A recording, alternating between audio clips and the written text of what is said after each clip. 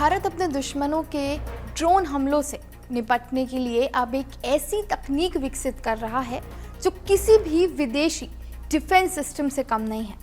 रक्षा अनुसंधान एवं विकास संगठन यानी DRDO एक नया ड्रोन किलर हथियार बना रहा है जिसे विशेषज्ञ आधुनिक सुदर्शन चक्र कह रहे हैं। ये सिस्टम आसमान में उड़ते हुए दुश्मन के ड्रोन को बिना किसी विस्फोट या गोलीबारी के बेअसर कर देगा। ये तकनीक भारत के न सिर्फ भविष्य के युद्ध क्षेत्र में बढ़त दिलाएगी बल्कि S-400 या S-500 जैसी विदेशी रक्षा प्रणालियों की जरूरत भी कम कर देगी। दरअसल हाल के वर्षों में ड्रोन या UAV आधुनिक युद्ध का अहम हथियार बन गए हैं।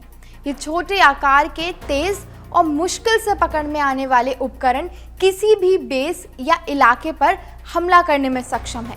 पाकिस्तान के साथ हुए ऑपरेशन सिंदूर के दौरान भारत को ऐसे हमलों का सामना करना पड़ा था, जिसके बाद सरकार ने यह तय किया कि देश को अब अपने दम पर ड्रोन विरोधी तकनीक विकसित करनी होगी। इसी उद्देश्य से DRDO ने हाई पावर इलेक्ट्रॉनिक पैलेट यानी HPEM सिस्टम पर काम शुरू किया है। ये HPEM तकनीक हवा में मौजूद किसी भी दुश्मन ड्रोन के इलेक्ट्रॉनिक हिस्सों को निष्क्रिय कर सकती है। जब ये सिस्टम सक्रिय होता है तो ये इलेक्ट्रॉनिक ऊर्जा की बहुत तेज तरंगे पैदा करता है। ये तरंगे ऊर्जावान प्लस की तरह दुश्मन के ड्रोन पर असर डालती हैं, जिससे उसके GPS रिसीवर, नेविगेशन कंट्रोल और कम्युनिकेशन लिंक और सेंसर तुरंत काम करना बंद कर देते हैं, जिससे ड्रोन अपने रास्ते से भटक जाता है और नियंत्रण खो देता है और कुछ ही पलों में धराशायी हो जाता है। इसे गिराने या विस्फोट कराने की जरूरत नहीं पड़ती, जिससे किसी भी तरह का अतिरिक्त नुकसान नहीं होता। DRDO का ये पेलोड सिस्टम वजन में बहुत हल्का है, लगभग 15 किलो से भी कम। इसे छोटे या मझोले आकार के भारतीय ड्रोन प्लेटफॉर्म पर आसानी से लगाया जा सकेगा।